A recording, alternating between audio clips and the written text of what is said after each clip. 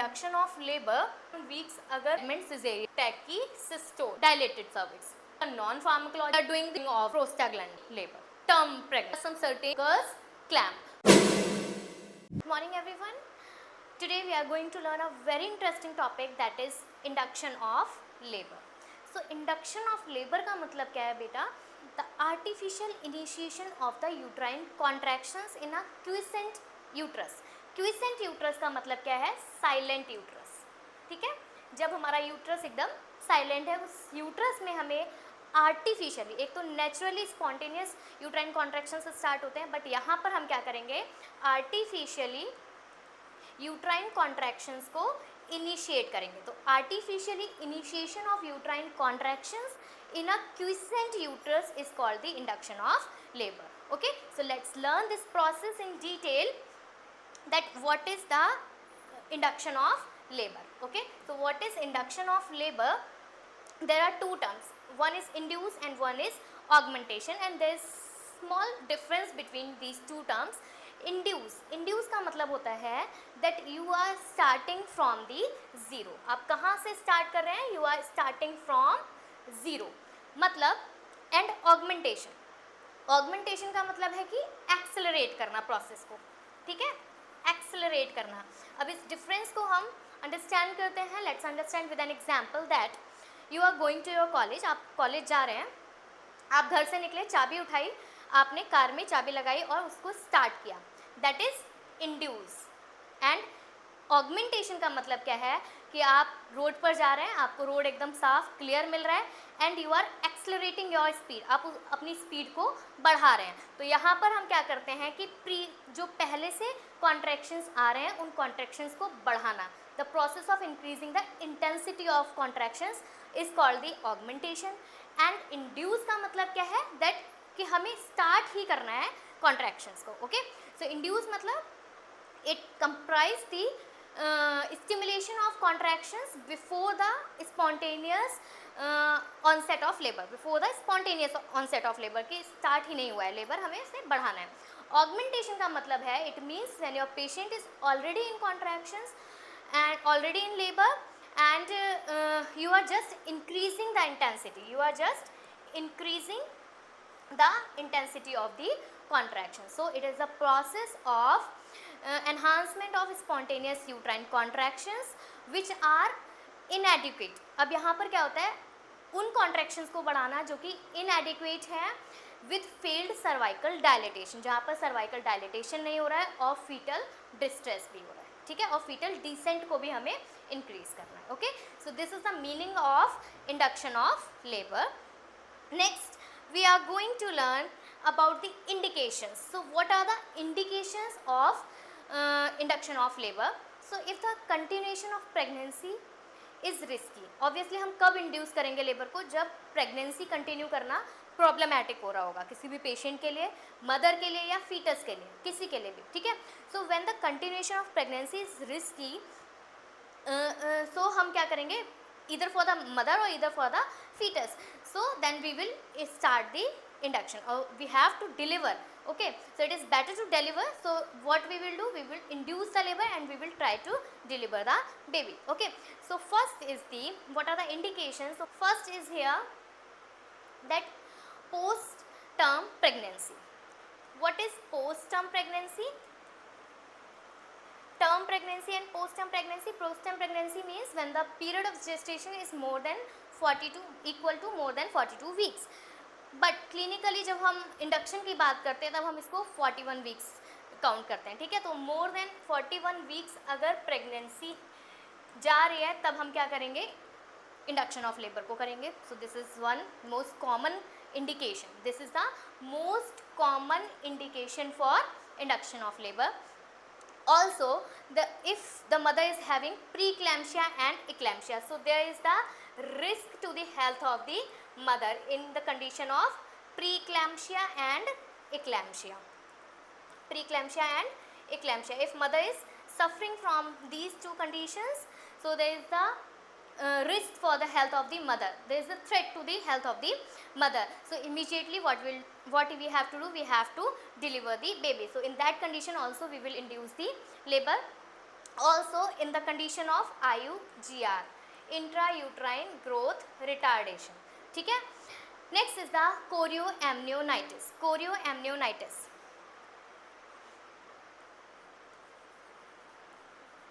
Chorioamnionitis. So what is chorioamnionitis? The infection of the uterine cavity, fetal membrane or the amniotic fluid. So if there is already infection inside the uterine cavity, so it is better to deliver the baby as soon as possible. So in that condition also we will deliver. Also in the placental abruptio. Placental abruptio. ठीक है. So to prevent the APH, antepartum haemorrhage को prevent करने के लिए हम deliver करेंगे. And in uncontrolled diabetic mothers, in uncontrolled diabetic mothers में भी this is also a indication for induction of labour. Okay, uncontrolled diabetic mother. Okay, now we will discuss about the contraindications of the induction of labor. So contraindications की अगर हम बात करें, so contraindications क्या है? These are the maternal contraindications and some fetal contraindications. ठीक है, तो maternal अब contraindications का मतलब क्या है यहाँ पे कि हम क्यों नहीं करेंगे, किन कंडीशंस में हम नहीं करेंगे. मतलब कि उन कंडीशंस में जहाँ पे हम वजाइनल डिलीवरी नहीं करा सकते हैं, है ना, तभी हम इंड्यूस नहीं करेंगे लेबर को.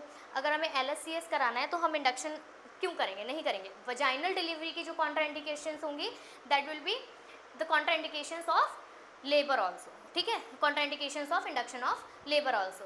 Okay, so where we can't do the vaginal deliveries, those conditions are absolutely contraindicated for the induction. Okay, so what are these conditions? When a female have previous LSCS,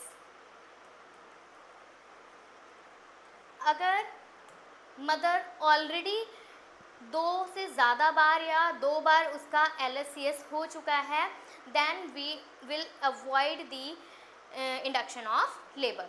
ठीक है, तो हम उसको vaginal delivery के लिए try नहीं करेंगे because there is the risk of the uterine rupture and that is very high risk and that is the indication for the direct caesarean section.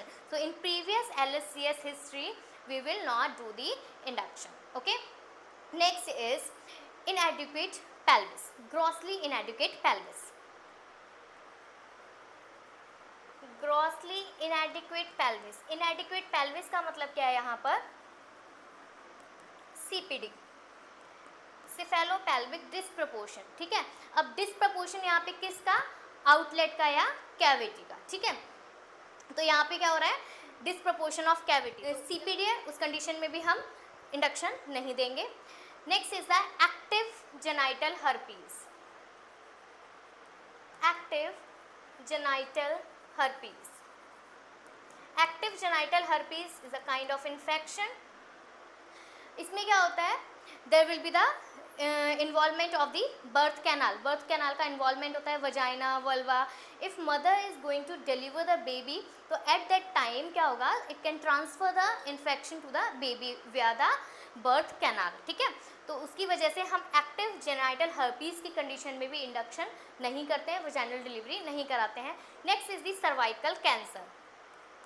Cervical cancer, so same here also, in cervical also we go for the upper segment caesarean section and it is the only indication for the upper segment classical caesarean section. Classical caesarean section के लिए जो है हमारा cervical cancer is the only indication. Okay, so these are the contraindications for the mother. and if we talk about the fetus, तो fetal में कौन सी contraindications हैं?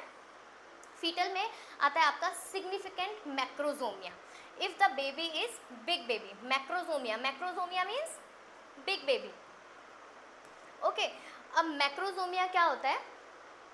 if the fetal weight is more than 4 kg, तो जो fetal weight होगा that is more than 4 kg. अगर 4 kg से wait ज़्यादा है तब हम क्या इंडक्शन को नहीं देंगे. क्यों?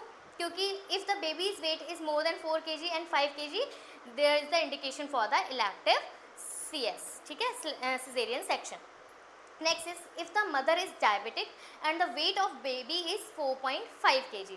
अगर मदर आपकी डायबिटिक है, डायबिटिक मदर है और वेट बेबी का कितना है, मोर देन 4.5 kg है, in that condition also we will do the cesarean section. Okay, next is malpresentations. malpresentations आपकी सारी malpresentations नहीं होती हैं, ब्रीच में हम सिजेरियन सेक्शन नहीं करते हैं. malpresentations लाइक जैसे मेंटो पोस्टीरियर प्रेजेंटेशन है आपकी, ट्रांसवर्स पोजीशन है, in that condition we will not do the induction of labor. Okay, next is the non reassuring fetal status. ठीक है, जो fetal status है आपको वो assure नहीं है. fetal status like fetal distress हो रहा है, जो fetal heart rate है वो decrease हो रही है, तो उस टाइम पर भी induction हम नहीं देंगे, because if there is fetal distress in those condition, if we found the abnormal parameters about the fetal heart rate and so we cannot do the induction of labor, we cannot induce the labor. Okay, और ज़्यादा pressure जाएगा foetus के ऊपर और ज़्यादा distress में हो जाएगा, इसलिए we should avoid this. In these all are the contraindications of induction of labor, and induction of labor के साथ साथ में जैसे benefits हैं उसके साथ में उसके risk भी हैं. So what are the risk of induction of labor? Let's see here. So risk of induction of labor are कि क्या होता है, if we interfere to the natural process. एक तो naturally हमारा induce हो रहा है labor, लेकिन यहाँ पर हम artificially कर रहे हैं, तो अब अगर हम natural process के साथ में कुछ intervene करेंगे, उसके साथ में interference करेंगे, तो obviously there are some risk. So there is the risk of increased chances of the uterine rupture. uterine rupture के chances भी होते हैं, ठीक है. Next is increased chances of the cesarean section. Increased chances of cesarean section because there may be the failure of the induction of labor. अगर मान लीजिए हमने इंडक्शन किया कुछ मेथड्स के थ्रू, फार्माकोलॉजिकल, नॉन फार्माकोलॉजिकल, जो भी मेथड्स हमने यूज़ किए, मे बी वो फेल हो जाएं, तो there is the increase chances of the caesarean section. Okay, next is the uterine hyperstimulation. Okay, so uterine hyperstimulation means there is the abnormal increased number of the contractions. Uterine hyperstimulation. Hyperstimulation, hyper means extra. Yes, so there will be the excessive contractions, more than 5 contractions in 10 minutes. Normally क्या होता है 3 to 4 या 5 contractions होने चाहिए in 10 minutes, but if it is more than 5 contractions in 10 minutes, that is called the uterine hyperstimulation, and for this there is one term that is called the uterine tachysystole. हम इसको क्या बोलते हैं, uterine tachysystole. tachysystole. Okay, uterine tachysystole. अब it will lead to the uterine rupture. ये क्या बनाएगा, क्या कर सकता है, यूट्राइन रप्चर को कर सकता है. Yes, and uterine rupture also can lead to the foetal distress. ये फीटल डिस्ट्रेस को भी कर सकता है. Yes, foetal distress, it can lead to the foetal distress. So ultimately there is the risk of the cesarean section and operative vaginal deliveries. What are the operative vaginal deliveries? Like the vacuum हम use करते हैं ना, vacuum से forceps use करके, मतलब instrumental deliveries के chances भी increase करता है. And there is one more risk is the uterine atony and PPH. PPH and uterine atony, atonicity. There is one main cause of the PPH is atonicity of the uterus. Okay, so because of the overstimulation, uterus tend to become atonic. Okay, and after delivery there can be the risk of PPH, postpartum hemorrhage. Okay, so there are broadly the risk of induction of labor.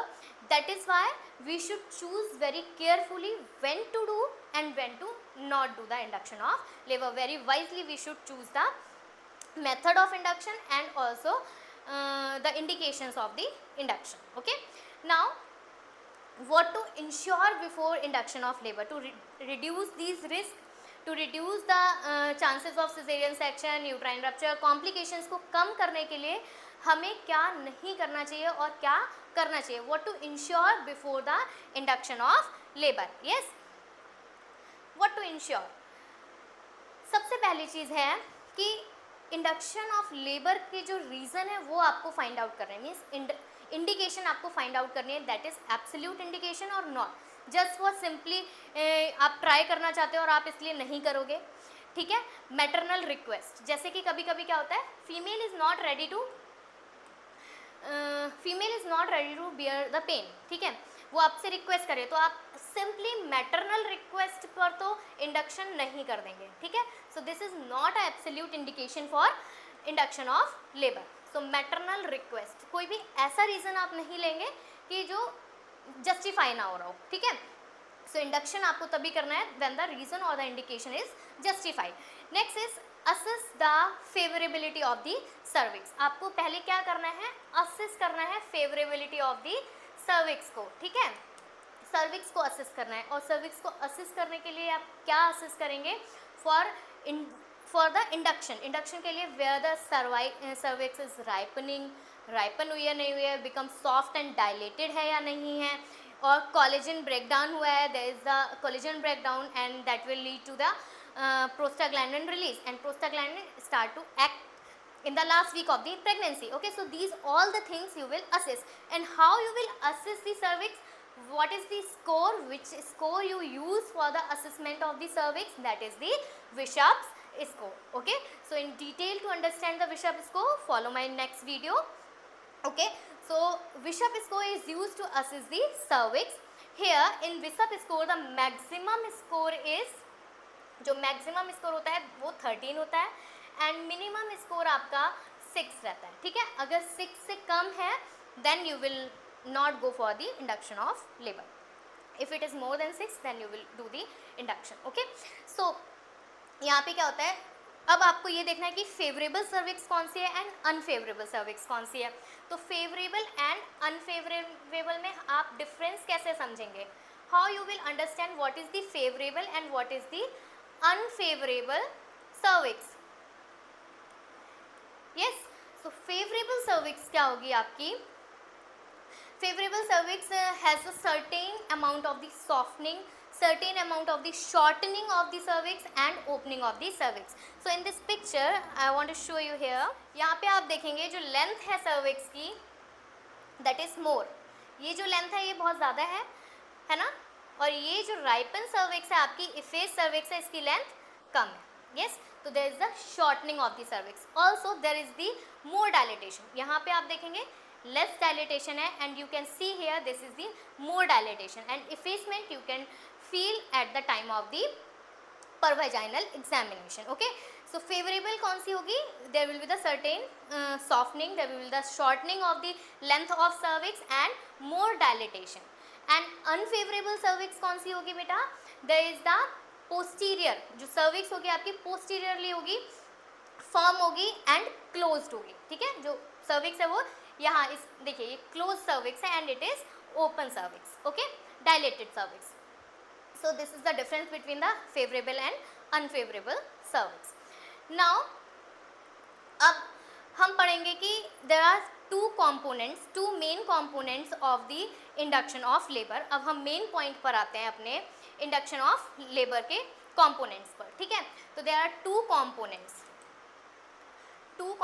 हैं for the induction of labour. क्या क्या है, या तो हमें uterine contractions को increase करना है, यस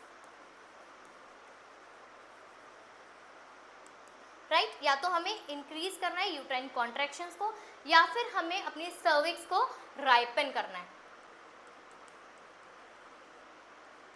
राइपन दी सर्विक्स. सो इन दो मेथड्स के लिए, इन दो कॉम्पोनेंट्स के लिए हमें क्या करना पड़ेगा, there are two methods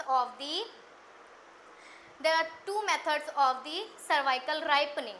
okay, तो पहले हम देखेंगे सर्वाइकल राइपनिंग के बारे में, क्योंकि यूट्राइन कॉन्ट्रैक्शंस के लिए हमारे पास क्या है, ऑक्सीटोसिन है। यूट्राइन कॉन्ट्रैक्शंस को इंक्रीज करने के लिए we have oxytocin, but cervical ripening के लिए we have a certain list of the non pharmacological methods and pharmacological methods, ठीक है। तो सबसे पहले हम देखते हैं फार्माकोलॉजिकल मेथड्स को। There is a list of pharmacological method. So pharmacological method में आता है आपका dinoprostone, डिनोप्रोस्टोन,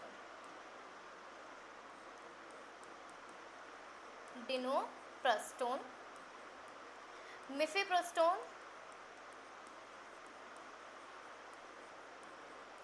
okay, mifepristone, dinoprostone, oxytocin, hyaluronic acid, and one more is the your misoprostol, okay. So this is the list of the pharmacological method, and non pharmacological method में आता है आपका stripping और sweeping of the membranes and your balloon catheters, okay. So let's see one by one. First of all, we will discuss about the non-pharmacological methods. So non-pharmacological methods में है, first is stripping of the membranes, ठीक है। stripping of membranes में हम क्या करते हैं, stripping of membranes when we are doing the pervaginal examination is being performed, and to do the stripping at least one finger should go inside the cervix or the internal os, ठीक है। जो internal os होना चाहिए वो थोड़ा सा open होना चाहिए, at least one finger should be inserted, okay, and little bit dilatation is required to go inside. Actually here what we will do here, we are separating, what we are doing here, actually we are separating the amnion and chorion from the decidua, ठीक है। सो यहाँ पे हम क्या कर रहे हैं, जो एमनियन और कोरियन है उनको हम सेपरेट कर रहे हैं डेसिडुआ से। सो बिफोर स्वीपिंग क्या है, ऐसा दिख रहा है, एंड आफ्टर स्वीपिंग देखिए यहाँ से कोरियन एमनियन क्या हो गए हैं, सेपरेट हो चुकी हैं आपके डेसिडुआ से, ठीक है। सो दिस इज द स्वीपिंग और स्ट्रिपिंग ऑफ दी मेम्ब्रेन्स। अब यहाँ पर स्ट्रिपिंग और स्वीपिंग करने से क्या होता है, जो प्रोस्टाग्लैंडिन्स हैं वो रिलीज होते हैं, ठीक है। प्रोस्टाग्लैंडिन्स रिलीज होते हैं, उससे क्या होता है, जो यूट्राइन कॉन्ट्रैक्शंस हैं they will increase, okay. Yes next is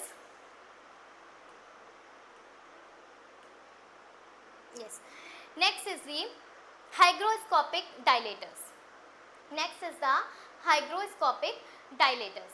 So hygroscopic dilators क्या हैं, they absorb the water. ये क्या करते हैं, absorb करते हैं water को। When they absorb water from the cervix or from the cervical tissues, they expand, ठीक है। ये जो आपके हाइड्रोस्कोपिक डायलेटर्स हैं ये क्या करेंगे, एक्सपेंड कर जाएंगे। और जब ये एक्सपेंड करेंगे, जैसे हमारा टैम्पून हम यूज़ करते हैं मेंस्ट्रुएशंस में, तो पहले वो पतला सा दिखता है आपको, सेम उसी पे ये वर्क करते हैं।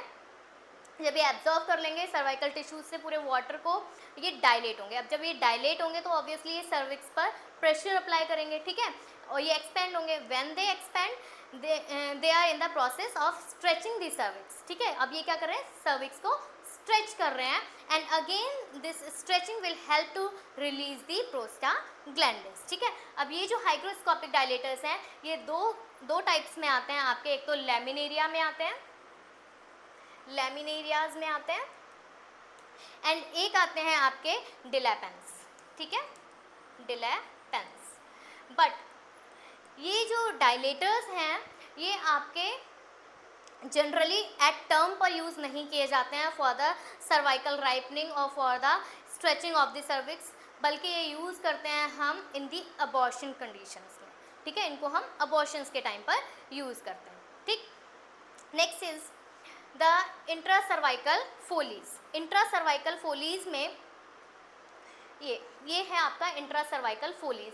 इन दिस फोलीज कैथेटर, इसमें हम क्या करते हैं, जो बलून है फोलीज कैथेटर को इंसर्ट करेंगे inside the cervix, and in the cervical canal what will happen, this Foley's catheter is inserted and bulb is filled with the saline 30 to 50 ml.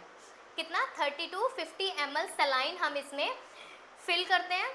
30 to 50 ml saline को हम इसमें fill करेंगे, ठीक है, और ये जो बलून होगा उसको हम स्प्रेड करते हैं, पूरा फुला देते हैं और इसको इंसर्ट करते हैं सर्विक्स के अंदर। अब ये क्या करेगा, this will also help to stretch the cervix, and when cervix will stretch it will dilate करेगा, डायलेटेशन हो जाएगा सर्विक्स का, and automatically it will fall out. ठीक है, तो इससे हमें पता चल जाता है कि सर्वाइकल डायलेटेशन हो चुका है। सो this is also one method of the cervical dilatation and induction of labour. ठीक है, तो यहाँ पर हमने नॉन फार्माकोलॉजिकल मेथड में 3 मेथड्स पढ़े, stripping and sweeping of the membranes, then हमने हाइग्रोस्कोपिक डायलेटर्स पढ़े, एंड देन इंट्रासर्वाइकल फोलीज के बारे में हमने पढ़ा। ठीक है, इंट्रासर्वाइकल फोलीज को हम ट्रांससर्वाइकल बलून कैथेटर भी बोलते हैं।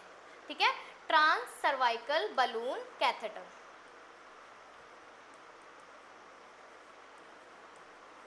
ट्रांससर्वाइकल balloon catheter. Okay, yes, next is pharmacological method. So prostaglandins pharmacological methods में आते हैं हमारे prostaglandins। ठीक है, so let's see here, first prostaglandin के बारे में हम देखते हैं। जो prostaglandins हैं हमारे, prostaglandins are efficient for both the purpose, cervical ripening में भी वो हेल्प करते हैं हमारी, और यूट्राइन कॉन्ट्रैक्शंस को इंड्यूस करने में भी हेल्प करते हैं। तो जो prostaglandins हैं, prostaglandins can be given orally, हम उनको ओरली दे सकते हैं, ट्रांसवेजाइनली दे सकते हैं, सर्वाइकली दे सकते हैं, and sublingually also we can give. Okay, so prostaglandin में फर्स्ट है हमारा डिनोप्रोस्टोन। ठीक है, फर्स्ट क्या है, डिनोप्रोस्टोन। डिनोप्रोस्टोन एक जेल लाइक प्रोस्टाग्लैंडिन होता है। ठीक है, but it need to store in the refrigerator. हम इसको कहाँ स्टोर करते हैं, रेफ्रिजरेटर में, रेफ्रिजरेटर में हम इसको स्टोर करते हैं।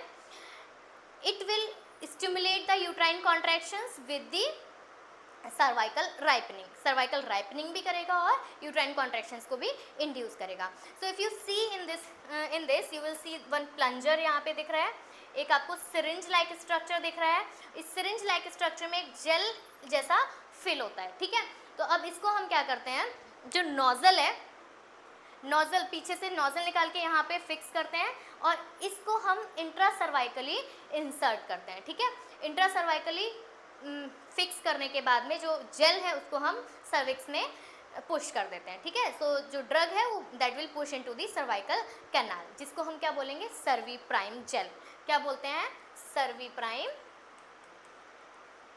Prime jail. और इसकी डोज कितनी होती है, that is the 0.5 mg, 0.5 mg dose होती है। इसको हम कैसे देते हैं, हाउ वी कैन यूज, तो we use the maximum 3 doses. हम इसकी मैक्सिमम 3 डोजेस देते हैं at 6 hours apart, at 6 hours apart. Means आपने जब फर्स्ट डोज दिया है तो सेकेंड डोज आपको कब देनी है, 6 आवर्स के बाद में देनी है। और अप टू कितनी डोजेस देनी है, मैक्सिमम 3 डोजेस ही आप इसकी दे सकते हैं। ठीक है, 3 डोजेस के बाद भी अगर इंडक्शन नहीं हो पा रहा है, कॉन्ट्रैक्शंस नहीं आ रहे हैं, प्रॉपर डायलिटेशन नहीं हो रहा है सर्विक्स का, then you will start the oxytocin drip. Okay, for the further induction of the labour. Okay, next is the Cervidil. Cervidil हमारा next is Cervidil. Cervidil is also a gel form, but इसमें एक ये pocket like structure present होता है। ठीक है, ये जो आप देख रहे हैं ये एक पॉकेट लाइक स्ट्रक्चर प्रेजेंट होता है। इस पॉकेट लाइक स्ट्रक्चर को हम इंसर्ट करते हैं इनसाइड दी सर्विक्स। ठीक है, so it allows pocket contains Cervidil, Cervidil present होता है इस पॉकेट में जेल जैसा ही, and it kept in the posterior vaginal fornix. हम इसको पोस्टीरियर वजाइनल फॉर्निक्स में रखते हैं। ठीक है, पोस्टीरियर वजाइनल में रखेंगे फॉर्निक्स में, and it allows the slow release of the prostaglandins, और जो भी ड्रग इसके अंदर प्रेजेंट है, and we can remove it after the 12 hours. हम इसको कब रिमूव करते हैं, आफ्टर 12 आवर्स में हम इसको रिमूव करते हैं। ठीक है, एंड इफ कॉन्ट्रैक्शंस बिगिन, तब हम इसको 12 आवर्स में रिमूव करेंगे। एंड इफ कॉन्ट्रैक्शंस बिगिन तो patient should have the foetal heart monitoring before and after the gel insertion. हम कोई भी प्रोस्टाग्लैंडिन अगर इंसर्ट कर रहे हैं, we should ensure to monitoring the foetal heart rate. Okay, and also should not insert if the fetal heart rate is not normal, ठीक है। अगर फीटल डिस्ट्रेस हो रहा है तो we should avoid to insert the prostaglandins in the cervix. Okay, next is the oxytocin. तो अगर हम ऑक्सीटोसिन की बात करेंगे तो ऑक्सीटोसिन बेटा क्या है, एक हार्मोन है। Oxytocin is a hormone, yes yes. और ये कहाँ से रिलीज होता है, it is secreted by the posterior pituitary. Stored कहाँ पे होता है, पोस्टीरियर पिट्यूटरी में स्टोर होता है। पोस्टीरियर पिट्यूटरी, पोस्टीरियर पिट्यूटरी में क्या होगा, ये स्टोर होगा, ठीक है। और ये बट ये कहाँ से सिंथेसाइज कहाँ पर होता है, सिंथेसाइज यहाँ इसका होता है सुप्रा optic and paraventricular nucleus of the hypothalamus में, ठीक है। सुप्रा optic and paraventricular nucleus of hypothalamus. So most frequently use करते हैं हम इसको इंडक्शन ऑफ लेबर के लिए इन द लेबर रूम। जब भी आप लेबर रूम में जाएंगे आपने देखा होगा कि बहुत सारी फीमेल्स को एक ड्रिप चल रही है and they are ambulating here and there, तो क्या है वो, ऑक्सीटोसिन ड्रिप, ठीक है। ऑक्सीटोसिन सबसे ज़्यादा मोस्ट फ्रीक्वेंटली यूज मेथड है for the induction of labour in the labour room, ठीक। when you are posted, when you will get your postings in the labor room, you will see that. So ये क्या करता है, it stimulate the uterine contractions. There are some actions, there are some functions of the oxytocin. It stimulate the uterine contractions when the preparation of labor is started, ठीक है। जब हमारी body labour के लिए प्रिपेयर हो रही होती है, what happens there, जो ऑक्सीटोसिन के रिसेप्टर्स हैं वो डबल हो जाते हैं इन द यूट्रस, ठीक है। यूट्रस में वो क्या हो जाते हैं, डबल हो जाते हैं। तभी तो पहले से तो कॉन्ट्रैक्शंस आते नहीं है, एट द लास्ट टर्म पे ही कॉन्ट्रैक्शंस आते हैं। क्यों, क्योंकि जो यूट्राइन कॉन्ट्रैक्शंस के लिए सॉरी जो ऑक्सीटोसिन के लिए रिसेप्टर्स हैं वो इंक्रीज हो जाते हैं, ठीक है। So action of oxytocin is better at the term pregnancy, okay, at the term uterus. This is one action, and next is the increased prostaglandin synthesis in induction and decidua and myometrium, ठीक है। तो जो prostaglandin का synthesis होता है वो भी oxytocin क्या कर रहा है, इंक्रीज कर रहा है in the myometrium layer and the decidua. And it also contribute for the cervical ripening, cervical ripening के लिए भी ये हेल्प करता है। Also there is one more action that contractions of myoepithelial cells in the breast. तो breast में जो myoepithelial sales होती हैं, इन मायोएपिथेलियल सेल्स में ये क्या करता है, कॉन्ट्रैक्शंस करता है ना। ये जो मायोएपिथेलियल सेल्स आपके प्रेजेंट हैं ब्रेस्ट में, इनका कॉन्ट्रैक्शंस होगा और it will lead to the ejection of milk. जब ये कॉन्ट्रैक्शंस होगा और एल्वुलाइज पे प्रेशर जाएगा तो यहाँ पे क्या होगा, इजेक्शन ऑफ मिल्क होगा, yes, ejection of milk, yes. And one more action is oxytocin is also called the milk ejection hormone during the breast feeding. This oxytocin release because of किसकी वजह से निकलता है, the stimulus of the release of oxytocin, the Suckling of the infant. जब baby सक्कल करता है, Suckling of infant, Suckling of infant is the stimulus of the oxytocin hormone. तो जब बेबी सकल करेगा there will be the pressure on the myoepithelial cells and it will release the oxytocin, and oxytocin क्या करता है, ejection of milk को करवाता है, ठीक है। सो यहाँ पे क्या होगा, स्टिमुलेशन होगा, infant Suckling is the stimulus for the oxytocin hormone, and oxytocin also stimulate the sexual behavior, and also it released during the coitus, which lead to the vaginal contractions, and it will help in the movement of the sperms also. So there are some certain functions of the oxytocin. There are numerous functions or actions of the oxytocin. So now coming to the oxytocin, and that is used for the augmentation of labor and during the labor, okay. So जो हम oxytocin use करते हैं augmentation के लिए, that is the synthetic oxytocin. ये कैसा oxytocin है, synthetic oxytocin है, ठीक है, because this is not natural, this is synthetic oxytocin. तो अब ये किस में प्रेजेंट होता है, या तो एम्प्यूल्स में मिलेगा आपको लेबर रूम में, या फिर आपको वायल्स में देखने को मिलेगा, ठीक है। या तो आपको ये एम्प्यूल्स में या वायल्स में देखने को मिलेगा लेबर रूम के अंदर। तो हो सकता है वायल्स में है या एम्प्यूल्स में है तो वहाँ पे यूनिट्स के हिसाब से मिलता है। तो या तो 5 यूनिट पर ml हो सकता है ये, या फिर 10 यूनिट पर ml हो सकता है, ठीक है। तो कॉन्सेंट्रेशन डिफरेंट भी हो सकता है। सो जब भी आप लेबर रूम में पोस्टिंग होंगे, आपको बहुत सारे लोग इंस्ट्रक्शंस देंगे, go and get the oxytocin. तो आप कहाँ से ऑक्सीटोसिन लेकर आएंगे? You will get it from the refrigerator. तो इसको भी हम रेफ्रिजरेट करके रखते हैं, ठीक है, रेफ्रिजरेट करके रखते हैं। कितना टेम्परेचर मेंटेन करना है? 2 to 8 डिग्री सेल्सियस टेम्परेचर पर इसको, इसकी सेल्फ लाइफ को मेंटेन करने के लिए हमको रखना है 2 to 8 डिग्री सेल्सियस, ठीक है। So what is the temperature should maintain for the oxytocin? That is 2 to 8 degree Celsius to maintain its shelf life. And when we use for the augmentation of labour, जब हम augmentation के लिए use करते हैं oxytocin को, तो the root of administration क्या रहेगा? That will be the IV। कौन सा रूट रहेगा? IV infusion. And it has a very short half life. इसकी बहुत शॉर्ट हाफ लाइफ होती है। मीन्स अगर आपने 3 to 4 मिनट्स अगर आपने स्टॉप कर दिया इन्फ्यूज़न को, मान लीजिए, तो 3 to 4 मिनट्स के बाद में इसका इफेक्ट होना भी कम हो जाता है, ठीक है। सो इसकी जो हाफ लाइफ है वो भी बहुत कम है, 3 to 4 मिनट्स की है। So if you want to maintain the effect, you should continuously infuse the oxytocin। बट आपको ये भी पता होना चाहिए कि जब आप किसी को देने जा रहे हो, जब भी आप किसी को एडमिनिस्टर करने जा रहे हो oxytocin, you should never give it IV bolus. IV bolus आपको कभी भी ऑक्सीटोसिन नहीं देना है, कभी भी नहीं देना है। क्यों?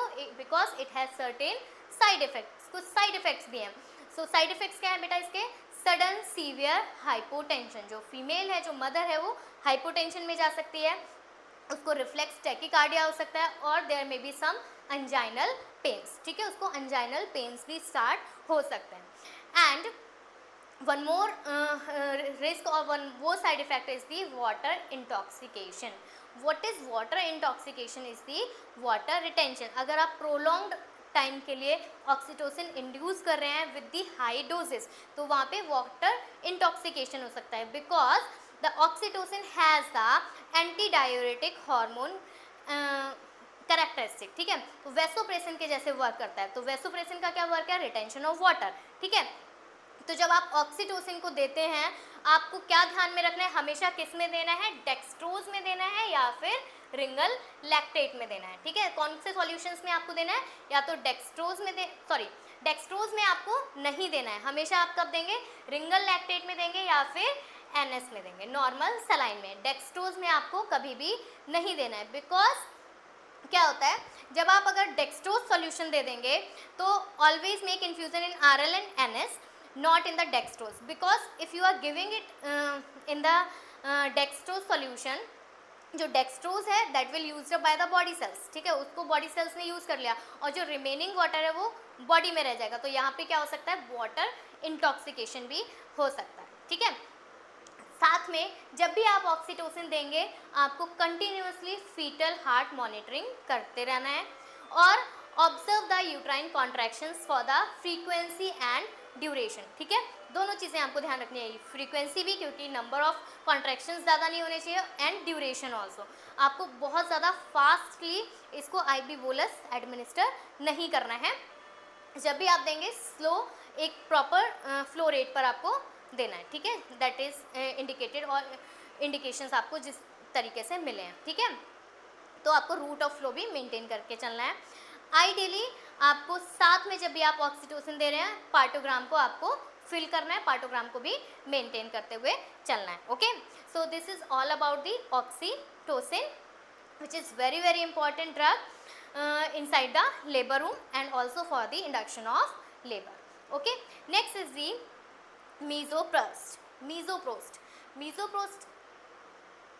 misoprostol क्या है? PGE1, ठीक है, ठीक है, PGE1। तो मिसोप्रोस्टोल के दो कंपोनेंट्स होते हैं। It is use for the cervical ripening and use for the inducing the contractions, okay. Main चीज़ ये है कि ये चीपर होता है, ठीक है, इसलिए भी हम इसको यूज़ करते हैं। It is stored at the room temperature, इसको रेफ्रिजरेट करने की ज़रूरत नहीं है, इसको हम रूम टेम्परेचर पर ही स्टोर करके रखते हैं, क्योंकि जब भी आप लेबर रूम में ड्यूटी करेंगे, जब भी आपको इंस्ट्रक्शंस मिलेंगे कि मीज़ोप्रेस्टोल निकाल के दे दीजिए, तो आप कहाँ पे जाएंगे, टू दी कबर्ड, कि जाइए कबर्ड से मीज़ोप्रेस्टोल टैबलेट फॉर्म में ये आपको मिलेगा, ठीक है, यूजुअली आपको टैबलेट फॉर्म में मिलेगा। सो रूट ऑफ एडमिनिस्ट्रेशन इसके क्या है, रूट ऑफ एडमिनिस्ट्रेशन है बेटा इसके वजाइनली और ओरली, वजाइनली एंड ओरली, ठीक है, हम इसको वजाइनली भी दे सकते हैं और ओरली भी दे सकते हैं, बट जो मोस्ट कॉमन रूट है दैट इज वजाइना है, प्रेफर्ड रूट जिसको हम बोलते हैं दैट इज वजाइनली। बिकॉज क्यों है प्रेफर्ड रूट, क्योंकि यहाँ पर जो एब्जॉर्प्शन है from the vagina is very slow and sustain, और इसीलिए इसके साइड इफेक्ट्स भी कम मिलते हैं आपको। तो कॉमन साइड इफेक्ट्स इसके बहुत माइल्ड से हैं, नॉजिया वॉमिटिंग है, फीवर है एंड शिवरिंग। तो पेशेंट को या तो शिवरिंग हो सकती है या नॉजिया वॉमिटिंग हो सकता है, इससे ज़्यादा साइड इफेक्ट्स कुछ भी नहीं है, क्योंकि इसका स्लो एंड सस्टेन एब्जॉर्प्शन होता है बॉडी में, ठीक। कॉन्ट्राइंडिकेशंस क्या है, contraindications that is the previous LSCS अगर किसी को हुआ है, और if there is the increase chances of the uterine contractions, ठीक है, इंक्रीज हो रहे हैं कॉन्ट्रैक्शंस, तब हम इसको नहीं देंगे। Next is the surgical method that is the artificial rupture of membrane. तो artificial rupture of membrane, artificial rupture of membrane हम करते हैं with an instrument that is called the Kocher's forceps और कोकस क्लैम्प। तो जब आप इस कोकस clamp को देखेंगे, यहाँ इसकी टिप कैसे है, शार्प टिप आपको दिख रही है, ठीक है। तो यूजुअली जो मेम्ब्रेन्स होती हैं that will rupture spontaneously at the term, या फिर जब फुल डायलिटेशन हो जाता है सर्विक्स का, जब लेबर स्टार्ट होता है तो स्पॉन्टेनियसली अपने आप से जो मेम्ब्रेन्स हैं दैट विल रप्चर। बट कुछ कंडीशंस में जब हमें इंडक्शन करवाना है लेबर का, उस कंडीशन में हम कैसे करेंगे, व्हेन वी डू इट, जब हम इसको खुद से करते हैं that is called the artificial rupture of membrane, ठीक है। या तो ये स्पॉन्टेनियस हो जाएगा, तब हम इसको बोलेंगे स्पॉन्टेनियस रप्चर ऑफ मेम्ब्रेन। जब हम कर रहे हैं इसको we are doing artificially, that is called the artificial rupture of membrane, ठीक है। So how we will do it, हम इसको या तो इंस्ट्रूमेंट के थ्रू करेंगे या फिर हम इसको अपना डिजिटली करते हैं, या तो हम फिंगर्स से करते हैं, डिजिटली करते हैं, putting the fingers inside the cervix और इनसाइड द वजाइना, या फिर हम कोचर्स क्लैम्प को इंसर्ट करके बाय इंट्रोड्यूसिंग द इंस्ट्रूमेंट, ठीक है, इंस्ट्रूमेंट को इंसर्ट करके हम आर्टिफिशियल रप्चर ऑफ मेम्ब्रेन करते हैं। तो artificial rupture of membrane coachers forceps से कैसे होगा कि जो इसकी शार्प एंड्स हैं उनसे हम मेम्ब्रेन्स को पिंच कर देते हैं and it will rupture the membrane. और एक न्यू मेथड है, इसमें फिंगर के ऊपर इसको पहना जाता है, the name of this is Amnicot, इसको हम बोलते हैं एमनीकॉट, एमनीकॉट, ठीक है। इसमें ऊपर की तरफ एक शार्प बना हुआ होगा, शार्प जैसा ऑन द फिंगर, हम इसको पॉइंटेड एंड होता है इसका, पॉइंटेड एंड को इंसर्ट करके और जो मेम्ब्रेन होती है उस पर पिंच करते हैं and membrane will be rupture, okay. So advantages क्या है रप्चर ऑफ मेम्ब्रेन के, आर्टिफिशियल रप्चर ऑफ मेम्ब्रेन हम क्यों कर रहे हैं, to increase the uterine contractions, ठीक है। और इसके क्या एडवांटेजेस हैं, we can see the colour of the amniotic fluid, amniotic fluid के कलर को भी हम देख सकते हैं, it is whether it is meconium stain, whether it is straw colour है, ब्लड स्टेन है, so these are all the things we can identify. Also it can decrease the chances of bleeding in the placental abruptio, ठीक है। तो abruptio placenta में it can reduce the risk of the bleeding, and due to the increased contractions जो liquor है आपका, जो amniotic fluid है that will come out, so that the pressure on the uterus is decreases, जो pressure होगा uterus पे वो decrease हो जाता है, इसलिए ये जो ब्लीडिंग है वो कम हो जाती है, ठीक है। और जो प्रीमेच्योर रप्चर है प्लेसेंटा का दैट विल नॉट हैपन, ठीक है। But there are some risk also. तो रिस्क क्या है, रिस्क में सबसे पहली चीज़ आती है हमारी prolapse of the umbilical cord, umbilical cord का प्रोलैप्स होना। अगर हम ये जो रप्चर है मेम्ब्रेन्स का, if we will do on the free head, अगर हम इसको फ्री हेड पर करते हैं, फ्री हेड पर करते हैं, फ्री हेड का मतलब है कि if the foetal head is not engage, so you can see in this picture also कि यहाँ पर जो फीटल का हेड है वो एंगेज नहीं हुआ है, और इसीलिए जो कॉर्ड है उसको यहाँ पर साइड से स्पेस मिल गया, है ना।